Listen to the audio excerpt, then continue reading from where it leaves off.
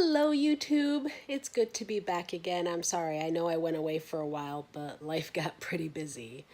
So today I actually wanted to start a new series on this YouTube channel called Pillow Talk, where I talk about things that are a little bit more personal, maybe a little bit more intimate, but about transplant and or CF and just what life is like a little bit. Things that other people might not know unless they are very close to you, like they live with you or you confide in them on a regular basis. A lot of times you can kind of see the results of these things in someone, but you don't necessarily know the cause behind them. And so I wanted to talk about the 5 slightly weird things that happened to me personally post-transplant.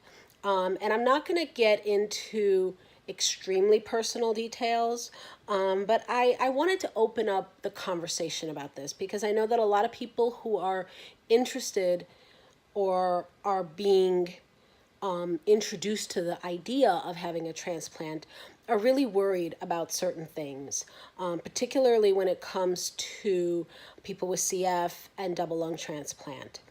And I remember a few years after my surgery, because I am now just a little bit over 6 years post-transplant.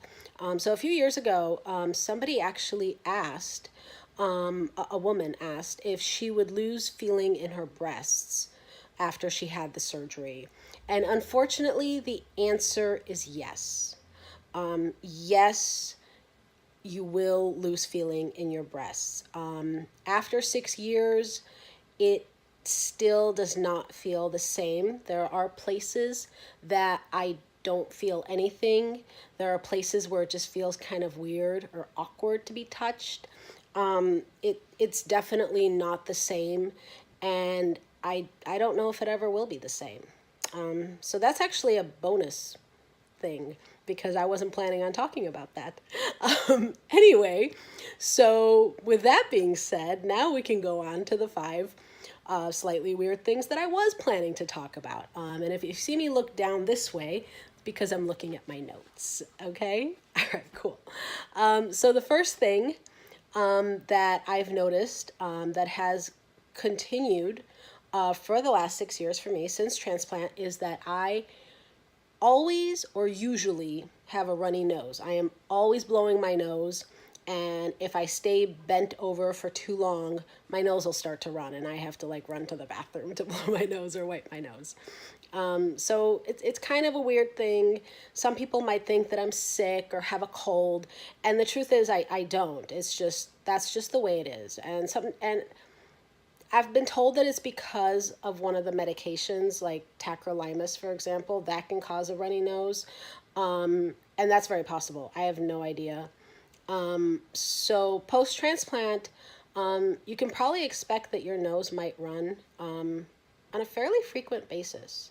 And it's nothing to be alarmed about. It's just a side effect, a very small side effect, to be honest. But I thought it was kind of a weird thing. So I thought that would go on my list. So number 2 is that I am hungry almost all the time. It's really weird, especially for someone with CF who barely ever had an appetite. Food was like the worst enemy kind of thing. I would groan and moan when it was mealtime. I hated food. I hated eating. It was such a chore to me. And now food has a completely different meaning for me. It's enjoyable, almost to the point of too much. And the relationship that I've developed with food has changed so much that I've actually had to, on many occasions, take a step back and be like, okay, what am I doing? Why am I eating? Am I hungry? Am I bored? Is it just because I want this right now? Will it still be there an hour later? Can I have it tomorrow? So I have actually had to ask myself these questions just to try to keep myself from overeating. On many occasions, I have actually gotten to the bottom of a peanut butter jar without even realizing it. So, yeah, you got to be careful with that. Most people with transplant, at least with double lung transplant, are on something called prednisone, and that doesn't help. That does make you hungry. So you just kind of have to watch out for that. But being hungry all the time is definitely a weird thing. At least for me, it is. I don't know about other people. I know some people are hungry all the time, regardless. But for me, it was very weird because I was never hungry before transplant. Number 3, energy levels. Now, you would think that after being sick for most of my life and having low energy, that now I would be bouncing off the walls. The truth is, there are some days where I have lots of energy, and usually on those days is when I will either film a video, or I'll clean up around the house, or I'll spend a good amount of time writing. I find different ways to burn my energy when I have it. But there are some days where I call them bed days, where I will literally just spend the day lounging on the couch or on the bed or even in the bed, maybe taking naps, watching videos, not really doing much of anything. And I don't really have an explanation for why that happens. I'm not necessarily sick, and I don't feel bad or unwell in any way. It's just energy levels I have found have really been fluctuating these past 6 years, and it can really be a day-to-day thing. Yeah, I don't really have an explanation. I just know that, and maybe this is how it is for most people, even people who are healthy, who've never had a transplant. But for myself personally, I went from wishing I had more energy before transplant to now sometimes having lots of energy and some days just really not wanting to do much of anything. I'm blessed enough where on days when I don't want to do anything, I can usually afford myself the day to not do anything physically. And I'll just spend the day, like I said, watching YouTube videos or binging a TV show or something like that. Number 4. Oh, this one. I think of all the ones I'm going to talk about, this is my least favorite one. The sun.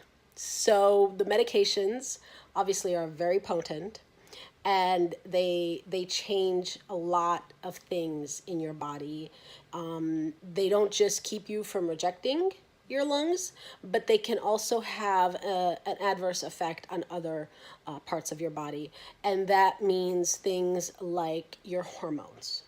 And that I think is especially important for women, because our bodies rely on hormones for our monthly cycles, our moods, things like that. So there's no real way of knowing how your hormones are going to be affected.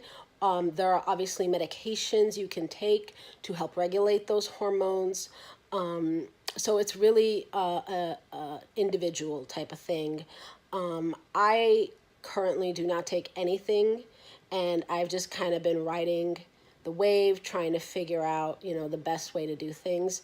I have found that if I minimize carbs, and I'm not saying I don't eat carbs, I eat plenty of carbs, but if I don't eat the extra carbs, I find that actually helps me sometimes. So again, that goes back to the diet thing and the whole, just really being not careful, but mindful of what I eat and when I eat it, especially. And so something else that the medications affect are sun. When I go out in the sun, I used to have this beautiful sun-kissed look. I would tan just really pretty. Whereas now, especially on my face, if the sun gets to my face, I don't get sun-kissed, I get sun-splotched. And it's not a very good look on me. So I wear sunscreen every single day, first thing in the morning, first thing I do before I even walk my dog or go outside or anything. When I get up in the morning, I'm washing my face, I'm brushing my teeth, I put on sunscreen. I don't necessarily put on makeup right away. In fact, most days I don't put on makeup right away. but I always put on sunscreen, even if I don't have any plans on going outside. Living in Southern California, there's a good chance I'm going to go outside at some point. And so just to have that added layer of protection. I I know the sunscreen doesn't last all day, but I figure, I feel safer having it on than not having it on. So I definitely put it on at least in the morning. And then if I am going to be outside later on in the day, I'll either put on makeup, which has sunscreen in it, or I'll put another layer of sunscreen on in addition to the makeup that I'll put on top of that. So I've been very careful about that, about the sun. But it's a small annoyance and a weird thing, just because I've always been very easygoing with the sun. So yeah, so now we are on to the fifth or sixth, if you count the first bonus thing that I talked about, and final thing. If you like this video, if it's been interesting, if you think that you would like to hear more talks like this, call them pillow talks if you will, because I literally am sitting in bed today. Go ahead and give this video a thumbs up, subscribe to my channel. I would love to have you as a subscriber. Go ahead and comment down below if you have anything more that you want to talk about, if you have something that has happened to you since your transplant, or if you have any questions. I would love to hear from you. So yeah, please subscribe and like and comment. That would be amazing. It would totally make my day. So the fifth and final thing that I'm going to talk about is that, so it's been 6 years, a little bit more than 6 years, and if you've been sick for a long time, after you get your transplant, it's really hard to kind of switch gears, and it takes a while. But after that time has passed, and it's really different for everyone, but after that time has passed, you'll find that you start, well, at least for me, I should really talk about me, because I don't know what it's like for other people, to be perfectly honest. For myself, I have found that I, at some point, started to detach from my previous life, which was a life of, hospitals and CF and, just this constant in and out kind of thing of hospitals and being sick and not being able to plan for anything. And I don't want to say that I forgot what it was like, because I don't think I'll ever forget what it was like before. But you get to a point where you start to kind of get used to how it is now, where you can make plans weeks or even months in advance, and you don't have to worry if you're going to be sick then, or if you're not going to be able to go because you're in the hospital. For people who got a transplant because of an accident, or if it came on more suddenly, that might be a little bit different. And, for me, I was on the transplant list for about 3 months before I got my lungs.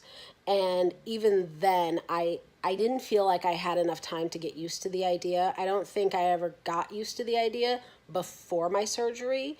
I actually started getting used to it after the surgery had already happened. In fact, I didn't even accept the change that had happened in my life until I woke up in the ICU after the surgery and realized that it had happened. And at that point, I was like, oh, okay. So I got new lungs. Cool. Now what can I do? So it's really there's that transition period, I think, and it's different for everyone. And then at some point you just get used to it. And sometimes you think about the past and you think, am I somehow not honoring it, or am I somehow not being true to who I was? But I think with transplant, it really forces you to live in the present. Who you are today may not be who you were yesterday or last year or even in the last decade. And it might change again. Who you are today may not be the person that you are tomorrow or a year from now. But the only thing that you can really do, especially once you've had a transplant, whether it's a double lung or kidney or heart or anything, is to really live in the moment and to really just take everything day by day. And if today you're having a good day, enjoy it. And, if tomorrow your energy level fluctuates a little bit down, and you want to just take it easy, go ahead and take it easy and make the best of it. Just because I'm feeling, low energy doesn't mean I have a bad day. Those are some of my favorite days because I get to do things that I love to do. I get to watch shows and I get to watch YouTube videos and I get to just sit on my iPad and surf the internet. So those are not necessarily bad days. So always make the best of every day. And just find things that you can do for yourself that you love doing, no matter what kind of day it is for you. So that's all I have for today. And I think this video is the longest YouTube video I've ever made. So that's super exciting. See you next time. Thanks.